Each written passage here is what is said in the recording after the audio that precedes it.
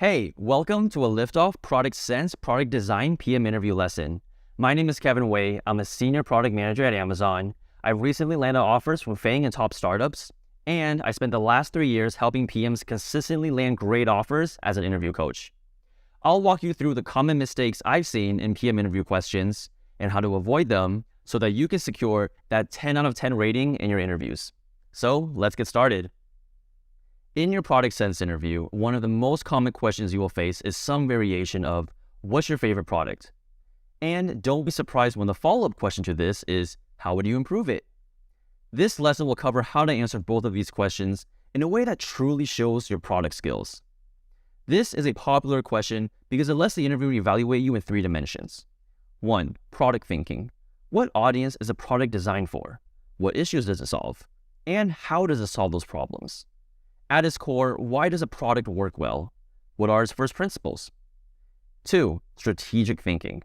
Do you understand where this product is in its life cycle and how success is evaluated? If you led this product, how would you take it to the next level beyond just incremental improvements? How do you make prioritization decisions? And 3. Just excitement and passion for great products. So first, which product should you pick? To best prepare, you should be ready to discuss multiple favorite products. This includes software, hardware, non-tech products, and products created by the company you're interviewing for. Some interviewers may ask you to pick 3 products that you like. If you get this, expect the interviewer to pick one of those 3 for you to dive deep into. In my experience as an interview coach, I've noticed 2 common pitfalls in picking a product. First is picking something too common. Sure, you can pick the iPhone or Spotify, and I'm sure you really do love it, but your interviewer has likely heard it a dozen times. You don't have to pick something completely obscure, but be mindful that interviewers ask the same questions over and over again, and you want to pick something that you have unique insights in. Second is picking something that has a low ceiling for growth. I've heard many candidates pick the robo vacuum for their favorite product, and sure, this might be your favorite product, but how much better can a robo vacuum really get? Picking a product like this really limits how far you can take the conversation with your interviewer. Once you've chosen a solid product, there are 3 points you must cover. But before we get into that, if you're enjoying this PM interview lesson and you want to support this channel, make sure you subscribe and hit the like button. It's a free way to show support and it really does make a difference. So thank you in advance. Okay, as an exercise, let's pick the Alltrails app as my favorite product. When you share what your favorite product is, there are 3 points you should cover. First, what is the main problem it's solving? And feel free to use analogies if that helps. Alltrails helps people explore nature. It's like Yelp for hiking, biking, and walking. You can search for trails, read reviews, and see photos. You can learn how muddy it was, how many bugs there were, and how much shade there was. Second, who uses this product? For Alltrails, the main audience is not necessarily expert backpackers. I guess that most users on Alltrails are intermediate or even mildly serious hikers, but not serious. And third, how does the product solve this problem for these users better than other options out there? With Alltrails, you might want to talk the interviewer through how users search for, learn about, navigate to, record, and review trails, and how Alltrails does this better than other alternatives. Optionally, if the product makes money, you should also touch on monetization. For Alltrails, there are free and paid tiers. The paid tier is more for power users who want to access features like offline access and more detailed maps. Common pitfalls in this portion of the conversation include 1. Focusing too much on superficial strengths, like the UI or the fact that something's easy to use. Many apps look good and are easy to use. You wouldn't have picked this product if it weren't. Go deeper. 2. Focusing too much on features. It's easy to rattle off the list of things a product can do, but as a PM, you should be more focused on how these features particularly solve the pain points well for a segment of the users. And 3. Spending too much time on the intro. The meat of the interview is going to consist of the follow-up questions between you and the interviewer. So make sure you leave time for discussion so that they can leave the right feedback to help move you to the next round. After you shared your favorite product, as we said earlier, you'll probably be asked, how would you improve this? You might want to treat this like a mini product design question, but not a full-on exercise. I've noticed recently many interviewers rushing interviews through their user segmentation and pain point identification, and my hypothesis is that people nowadays memorize frameworks, which may lead interviewers to become frustrated or bored when they hear answers that appear too formulaic. However, you also don't want to jump right into solutioning, which is going to be a huge red flag. The right way to approach this is to first take a moment to discuss 1. The goals of the product. What defines success for the users and for the company? Where is the company in its life cycle, and how does that affect how they see success? For example, an early stage company might be more focused on growth than revenue, while a more mature company might think differently. And 2, success metrics. What North Star do you think this product operates under?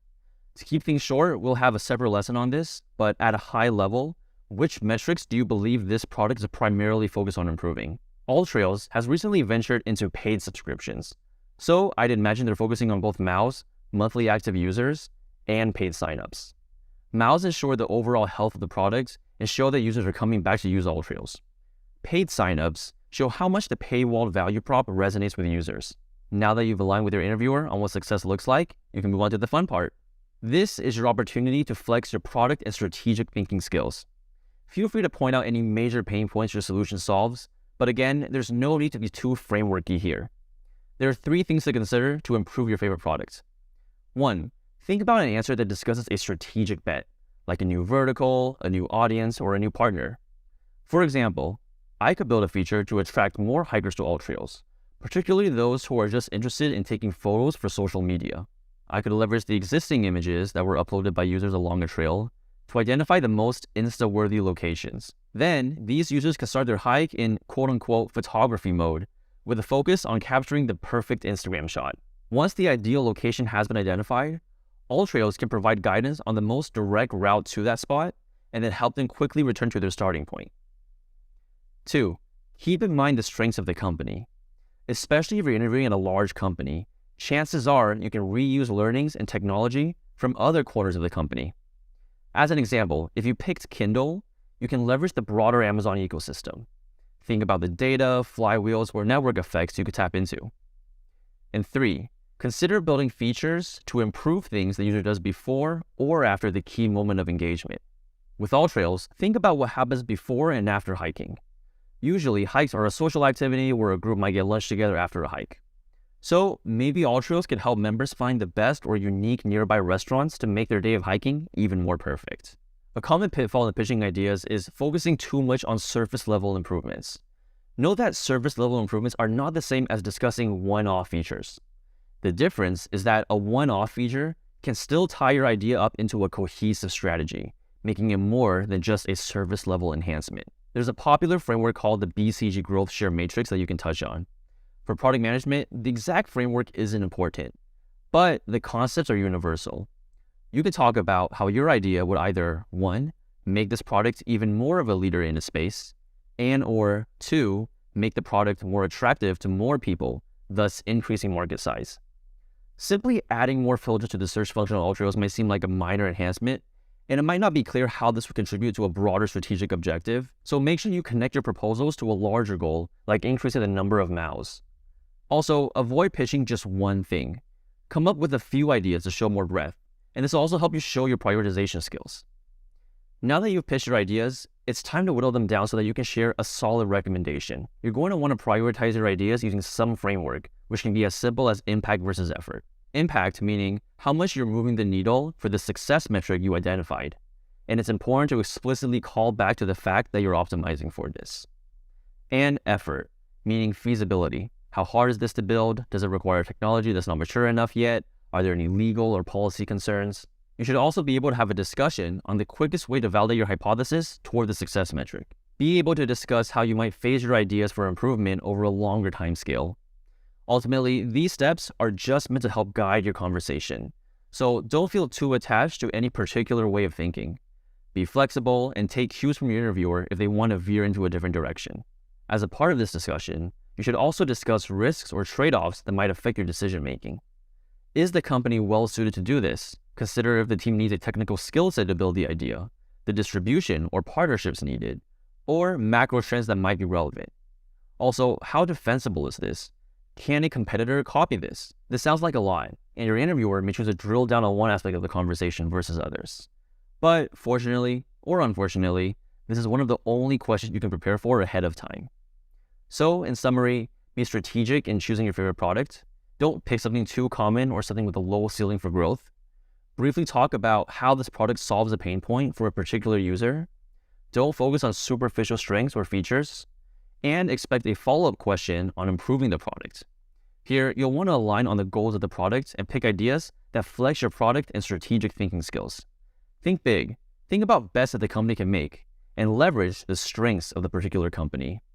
Talk about how your idea might make the product even more of a leader in the space, or become more attractive to more people, and discuss risks or trade-offs to your solution. And that concludes this lesson. Good luck in your upcoming interview, and if you found this Liftoff PM lesson valuable, consider joining our community by clicking the join button below.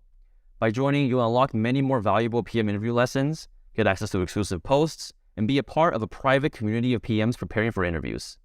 These lessons give you the same material students get when they pay for private coaching, which can cost hundreds of dollars per hour. Keep up the great work. I can't wait to see what you accomplish, and I'll see you in the next Liftoff PM lesson.